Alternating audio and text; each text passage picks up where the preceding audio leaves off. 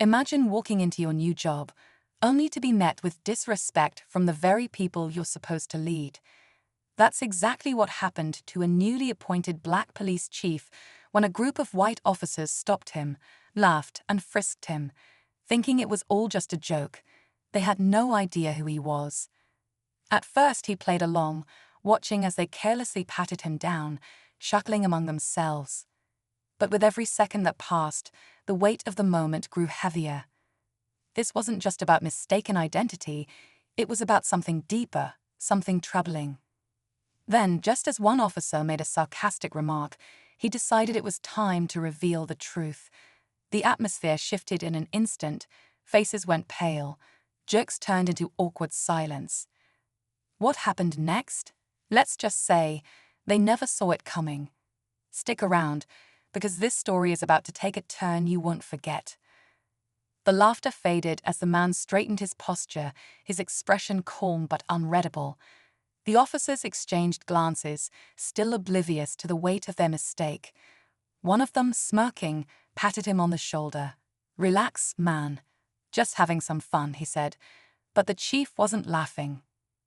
Just hours earlier, he had been in a meeting with the mayor, shaking hands, discussing the future of the department. He had been chosen for this role because of his experience, his leadership, and his vision for change. But here he was, treated like a joke before he even had a chance to introduce himself. He looked around at the officers, studying their faces. Did they see him as a fellow officer, or just another black man? Did they even think about the message this sent? The silence stretched. Then, with a slow, deliberate voice, he spoke, and the moment everything changed began. The chief took a slow breath, his eyes scanning the group of officers who still didn't fully grasp what was happening.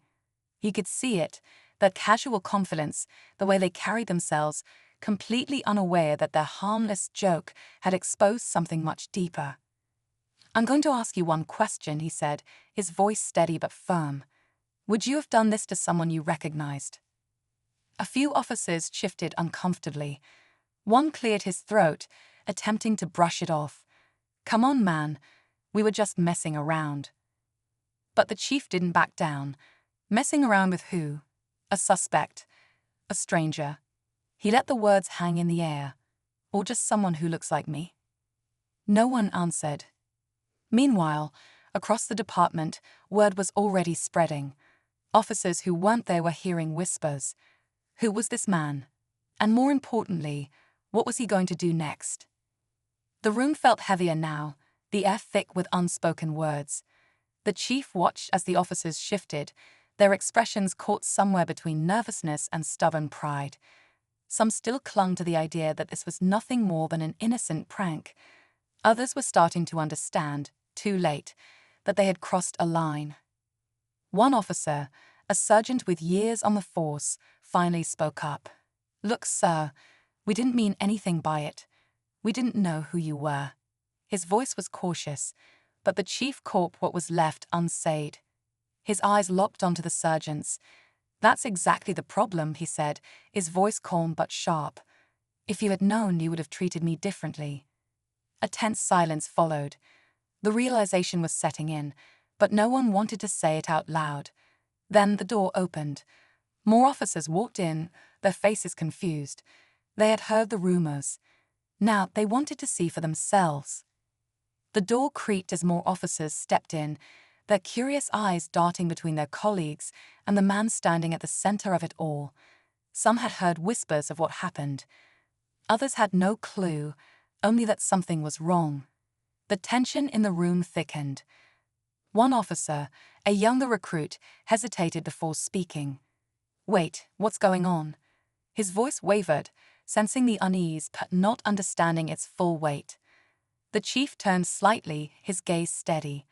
"That's a good question," he said.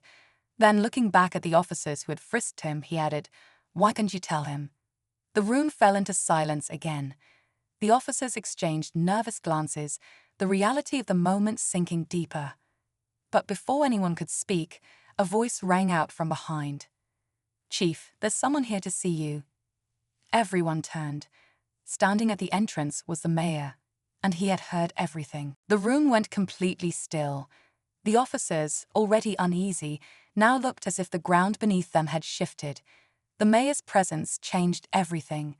He stepped forward, his eyes scanning the scene, piecing together what had happened without anyone needing to explain. The chief remained calm, his expression unreadable. "Mayor," he said, his voice steady. "Good timing." The mayor nodded but didn't return the pleasantries. Instead, he turned to the group of officers. "I assume you all know who you were just joking with." No one spoke. The weight of the moment pressed down on them. Then, the mayor's voice dropped, firm and controlled. "And I assume you know the consequences of this." One officer finally broke. "It wasn't like that." But before he could finish, the chief raised a hand, stopping him. He took a deep breath, then did something no one expected. He smiled, not out of amusement, but because he had already decided what came next. "We're going to have a very important conversation," he said, locking eyes with each officer. "And it starts now." The room remained tense, but the chief's tone wasn't angry. It was controlled, deliberate. He wasn't here to humiliate anyone. He was here to make them understand. For the next few minutes he spoke, not about punishment, but about responsibility. About what it meant to wear the badge, not just in uniform, but in every interaction, every decision. "If you can't see the problem with what happened today," he said, "then you're part of a bigger one." The officers listened, some nodding, others staring at the floor. The weight of their mistake was sinking in. They had assumed, judged, and laughed, never considering the deeper impact of their actions. As the chief finished, he took one last look around. "This isn't just about me," he said. "It's about the kind of department we choose to be." And with that, he walked out, leaving them to think about what came next.